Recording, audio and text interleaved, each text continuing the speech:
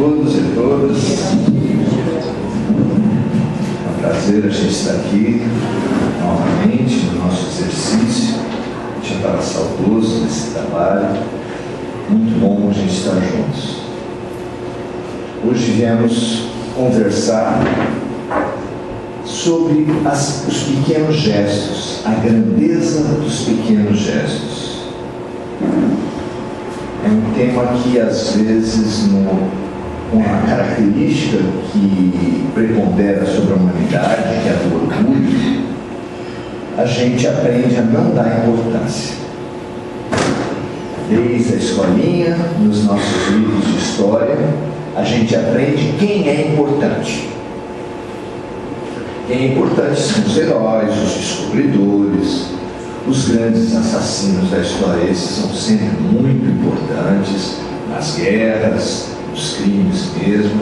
Essa é a hierarquia do mundo e é praticamente impossível alguém passar pela vida sem ter contato com essa hierarquia e sem, de alguma forma, assimilar, se deixar abalar por essa hierarquia. E diante dessa hierarquia, muitos de nós falamos: eu não sou nada, eu sou muito pequeno, eu não tenho importância, e se deixa levar por essa régua que mede as grandes almas e as grandes vidas, perante a qual você às vezes é insignificante.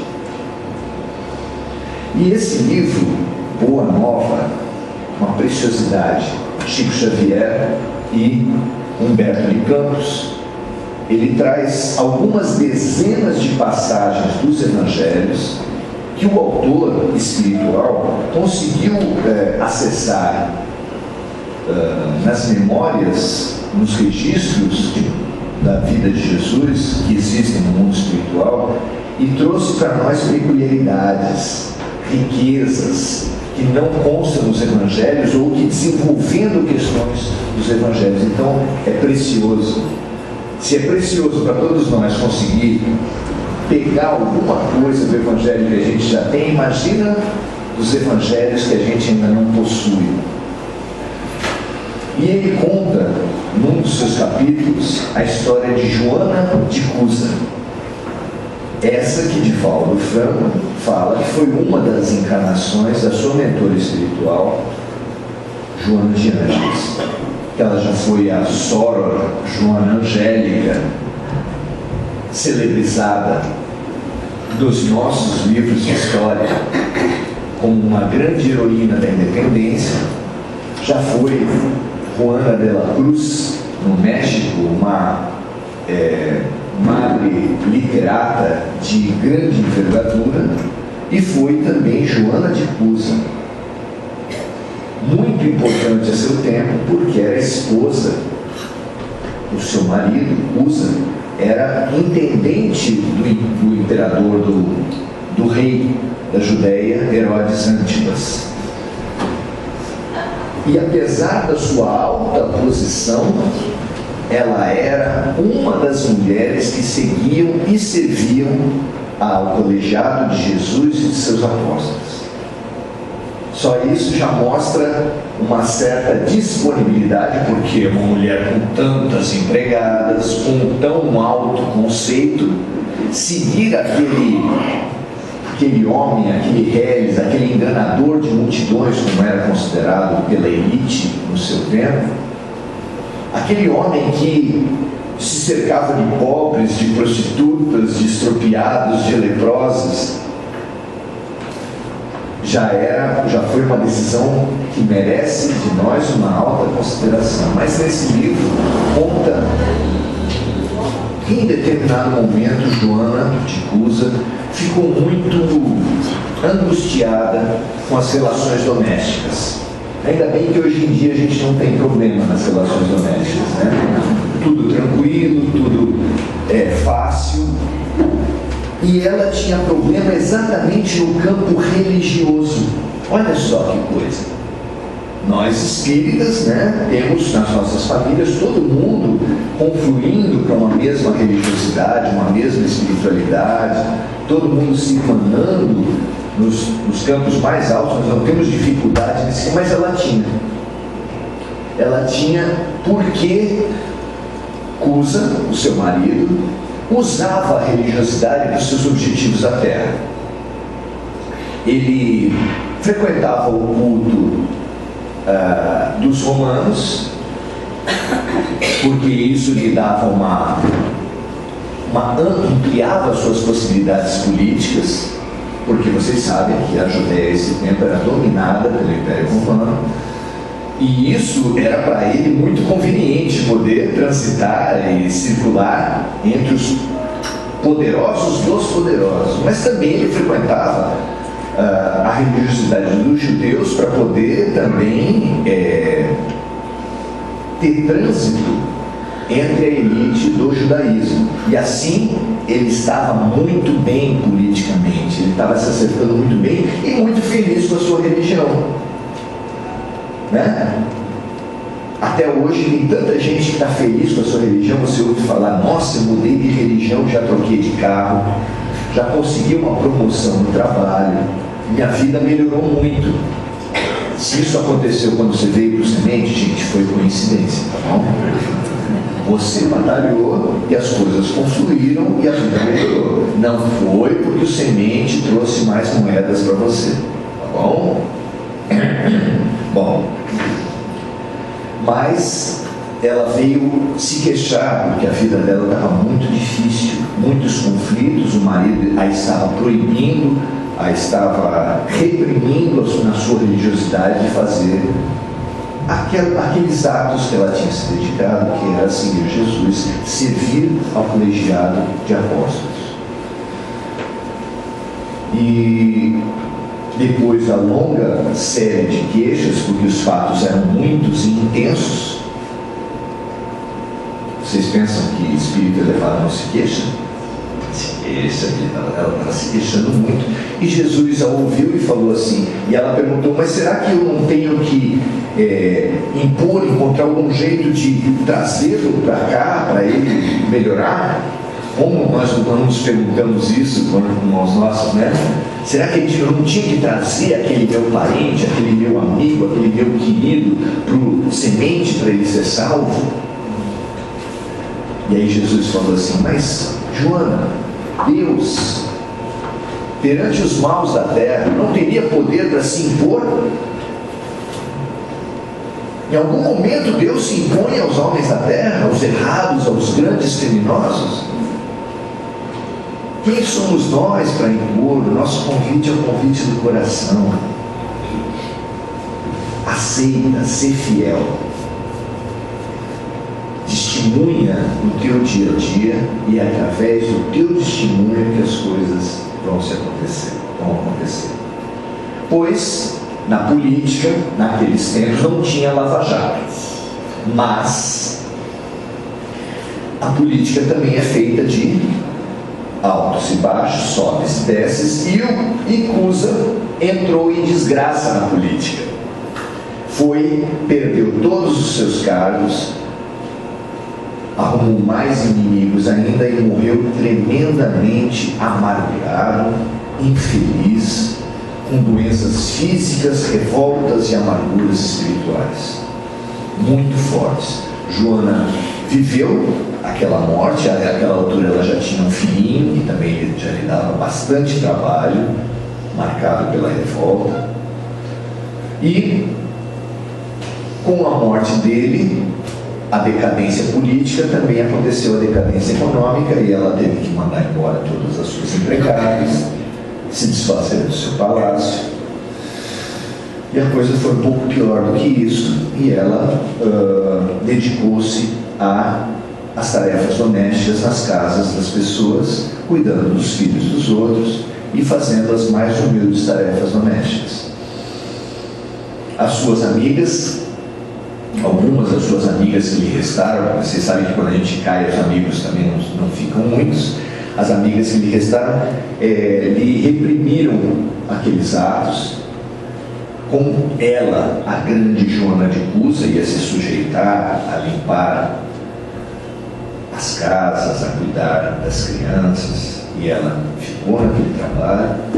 E ao final da sua vida, enviada pelas galeras para Roma, junto com grandes legiões de cristãos, foi exposta ao martírio no grande circo de Roma, tendo ao seu lado o seu filho.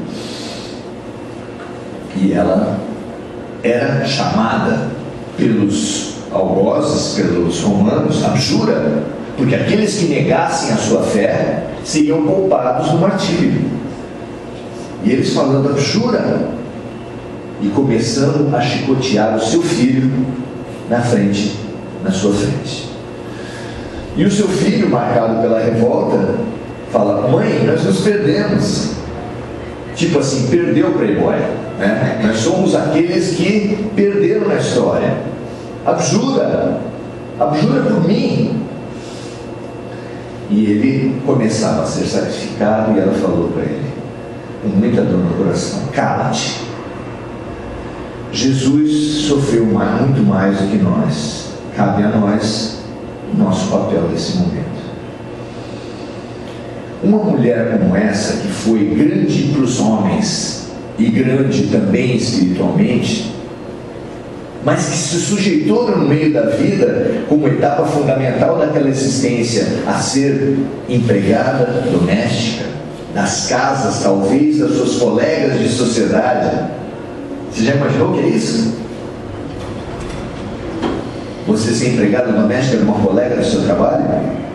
Você é demitida e vai ser empregada dela, faxineira? Não é para qualquer um. Ela conta para a gente a respeito desses pequenos trabalhos, dessas coisas de menos valor que a gente tantas vezes acha que não tem importância, dessas coisas desses trabalhos menores que muitas vezes nós mesmos somos chamados a fazer, apesar da gente se colocar em tão alta conta. Às vezes a vida traz umas coisinhas para a gente fazer, umas coisas que você fala assim: puxa, mas isso, né? Quando a pessoa, às vezes a menina casa e fala assim: eu que eu vou trocar a fralda de filho. Depois, mete a mão, né? E vai. E as coisas acontecem, e as sujeiras, e as limpezas, e as tarefas mais simples são trazidas para a gente. E essas tarefas mais simples têm um significado importante, um significado essencial nas nossas vidas, que é ensinado para nós na parábola dos talentos, por Jesus. A parábola dos talentos, muito conhecida, um senhor de um sítio, tinha 3 empregados, saiu para viajar, ia viajar por alguns anos, e deixou algum dinheiro com os empregados. Nas moedas de hoje, talvez 5 mil para um, 3 mil para outro, R$1.000 para outro. E falou para eles: na volta a gente conversa. Na volta a gente conversa. Naquele tempo a moeda não era real nem dólar, era conhecida como talento. A moeda mesmo era talento. E aconteceu do senhor viajar, e quando voltou foi tomar as contas dos seus empregados. Escuta, você que recebeu 5 mil, o que você me diz? E ele pegou os 5 mil, entregou para ele, entregou outros 5 mil e falou: eu negociei com os seus talentos, e aqui estão 10 mil, equivalente a R$10.000, 10 talentos. Ele entregou ao senhor da vinha. O outro, a mesma coisa, tinha recebido 3 talentos, entregou seus 6 talentos ao chefe, ao proprietário. E enquanto o segundo estava acabando de entregar, o terceiro estava se coçando, sabe? E pensando que história ele ia contar. Ele estava já saindo para fazer xixi, sabe aquela situação assim, meio estranha? Mas aí o patrão falou: e você? O que você tem para me dizer? Ele falou assim: espera um pouquinho. Ninguém entendeu. Ele saiu, deu 3 passos, levantou uma pedra, cavou, tirou um saco, pegou os seus R$1.000 ou a sua moeda de um talento, entregou para o senhor, justificando que ele só tinha aquela moeda para entregar, que ele guardou porque sabia que o Senhor ia cobrar, sabia que o Senhor era severo e tinha muito medo dele e entregou o seu talento. Essa história é fantástica para a gente pensar muitas coisas, como todas as parábolas, mas essa história pergunta para mim, talvez pergunte para vocês também: o que você tem feito com o seu talento? Certamente alguns de nós já escreveram poesia, já cantaram, talvez ainda cante no banheiro, né? Pega o chuveirinho assim, dá uma voltinha ainda com uma bandeirinha e faz pose. Nós todos temos um monte de talentos. O que nós temos feito com nossos talentos? Qual a função dos talentos na sua vida? Qual a função das habilidades que a vida, que Deus colocou para você? Será que foi à toa? Se o empregado recebe uma enxada, o patrão põe na frente do matagal, aí ele apoia a enxada e fica meditando sobre o que a vida está querendo dele, o que o patrão está querendo dele. Gente, nós temos talentos e nós temos a vida, e as coisas estão claras o que a gente precisa fazer, mas a gente faz o que com nossos talentos? Às vezes a gente enterra. Por quê? Por medo. Beto Guedes tem uma música que ele fala do medo de amar, é o medo de ser. E o medo de amar é o medo de ser. A gente tem medo de se realizar, porque quem se realiza se expõe a críticas, a mal entendidos, se expõe a dificuldades. Quem não é visto não é lembrado. Esse não tem dificuldade. Então você enterra os seus talentos, você pega a sua enxada, enterra, não trabalha. Só que a vida cobra. Não é Deus que, quando a gente morrer, que vai ter um livrão, abre o seu livrão, Maurício, o que você fez dos seus talentos? Não é assim. São as oportunidades, nossos talentos são as nossas ferramentas para nos melhorarmos. E o que nós temos feito com essas ferramentas? É tão grande a autocompaixão, o gênio incompreendido que mora dentro de nós, que há um tempo atrás, meninas bonitas, que certamente tinham o sonho de serem encontradas por um caçador de modelos, encontraram na rua com um maníaco do parque, que tinha lá o seu book, e que falava para elas que era um caçador de talentos e que, portando uma máquina fotográfica, falava para elas que precisava tirar fotos num parque que tinha ali perto, e chegando no meio do mato, falava para elas também tirarem certas partes da vestimenta, porque para fazer o book precisava ter fotos mais ousadas, e com isso ele destruiu a vida de 40 mulheres, talvez mais, 40 famílias. Por quê? Porque nós nos julgamos gênios incompreendidos.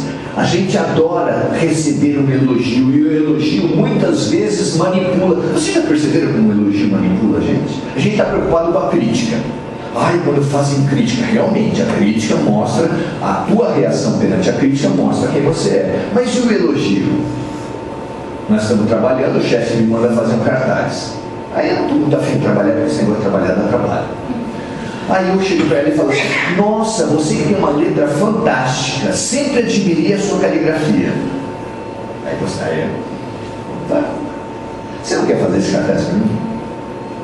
Então, a manipulação, a cantada, não é um elogio?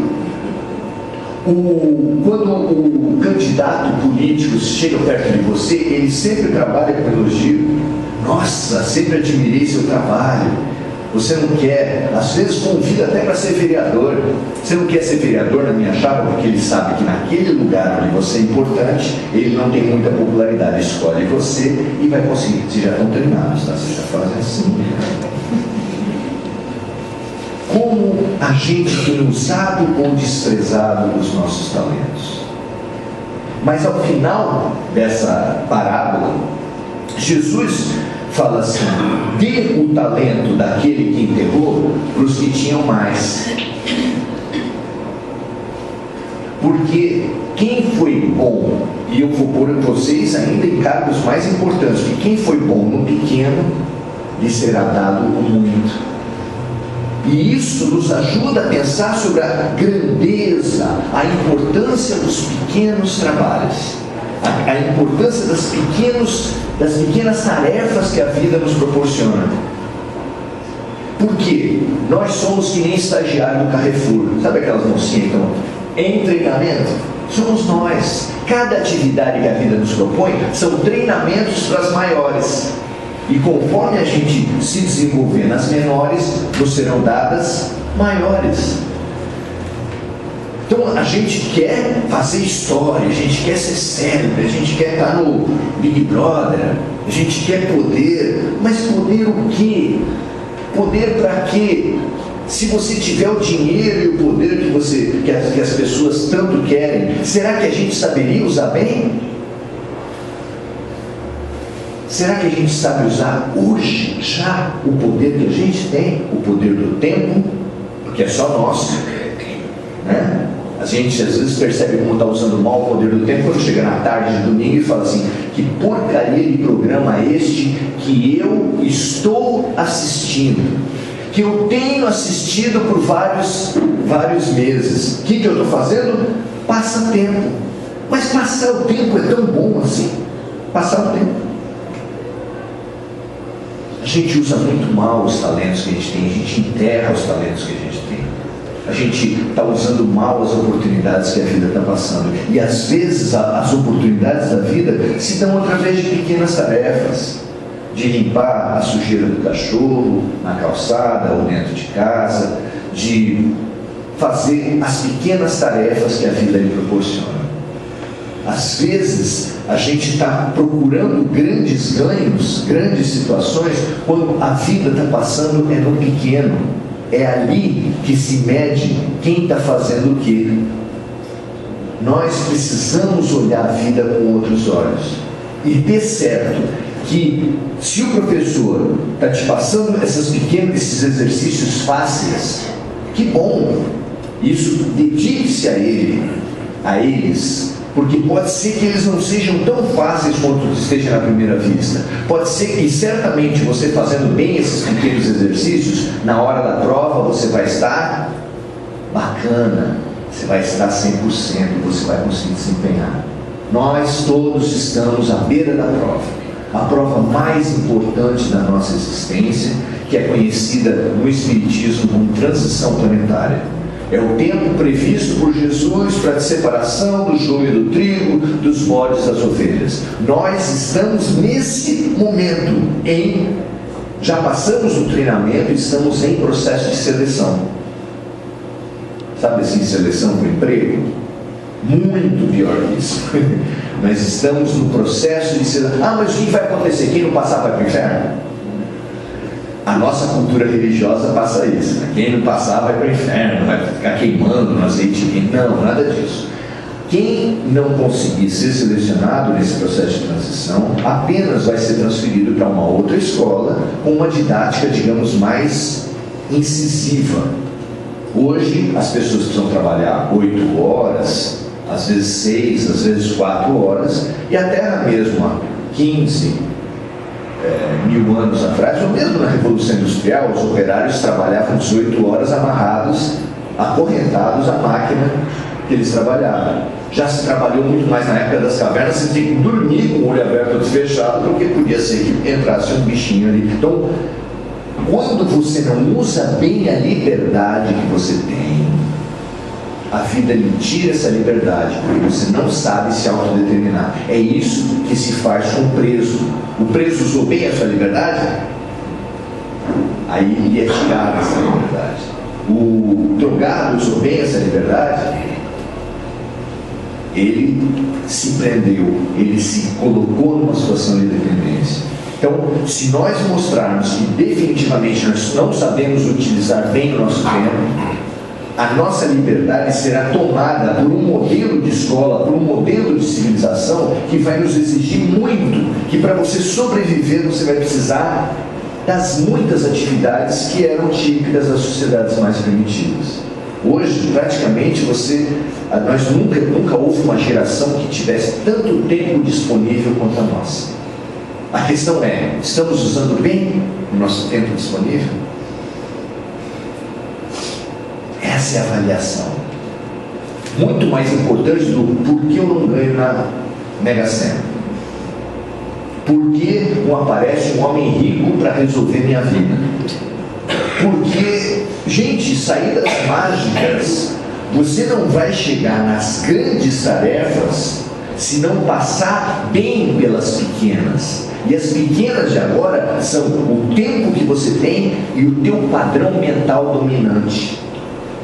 Qual tem sido o teu padrão mental dominante? É extremamente importante, porque é através do teu padrão mental dominante que você vai saber que pessoas estão te cercando, com que intenções, com que atitudes e que espíritos estão se aproximando da tua vida.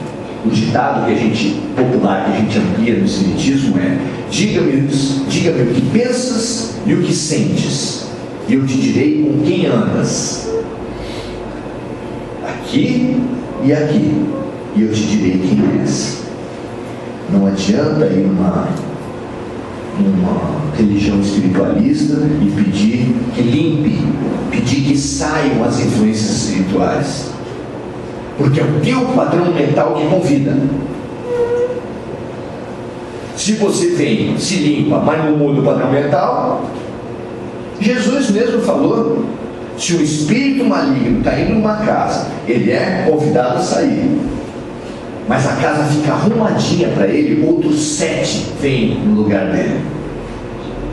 Então, se você vier aqui, ou em qualquer outra casa, de Umbanda, qualquer outro centro espiritualista, e você estiver afastado dos problemas, bacana, isso é uma chance que está sendo dada para você.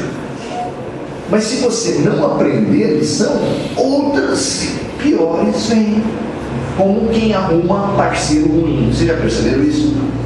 Tem gente que é artista para arrumar trem. Larga uma coisa e vem outra. E não é só na relação afetiva, às vezes é também no trabalho. Nossa, só arruma um chefe ruim. Por que será? Pergunte-se. Então uma criança chega para você e fala: tia, há 3 anos a professora me passa a mesma lição. A mesma lição? A mesma. Tudo igualzinho. O que você conclui? Por que a vida está repetindo? A vida é uma escola. A vida está repetindo para você, para mim, para todos nós, porque as lições estão passando, o professor está dando aula e a gente não presta atenção. Quando a gente prestar atenção na vida, qual é a promessa da escola e a promessa da vida? Não vai ver mais as mesmas lições. Todo aluno que presta atenção no professor aprende e vai ter outros problemas, mas não vai repetir mais. Não tem lição pior para aquele que sofre do que falar: você vai sofrer tudo de novo. Quem aqui tiver a fim de sofrer tudo que já sofreu de novo, pode levantar a mão. A gente telefona, já tem o SAMU, já vai para os serviços, já vai direto. Quem aqui tiver a fim de finalmente se libertar das repetições, dos padrões, das dificuldades que vêm se repetindo na vida da gente, e detectar a libertação dos escravos, porque nós somos escravos, mas somos também a princesa Isabel. A caneta está na nossa mão. Nós temos essa possibilidade. Hoje, ainda hoje, a gente pode começar a olhar cada pequeno detalhe da nossa vida, cada pequeno padrão que se repete, cada pequena situação que tiver na tua vida, e se dedique a elas. Tenha olhos de ver e, ao se defrontar com os problemas, ao invés de falar: é tudo assim, é sempre a mesma coisa, homem é tudo igual, só muda de interesse, mulher é assim, negra é assim, não faz na entrada, faz na saída. Para! Repetir para quê? Para na hora de se emancipar. A vida está falando com a gente através de cada fato. Ouça Faça silêncio. Às vezes, para ouvir a vida, a gente precisa fazer silêncio. Para com essa barulheira mental e ouça. E às vezes o silêncio é a oração, às vezes é a meditação, às vezes é desligar a televisão. Fazer silêncio. A vida está falando conosco. O que ela está dizendo? Vamos ver? Bom dia a todos.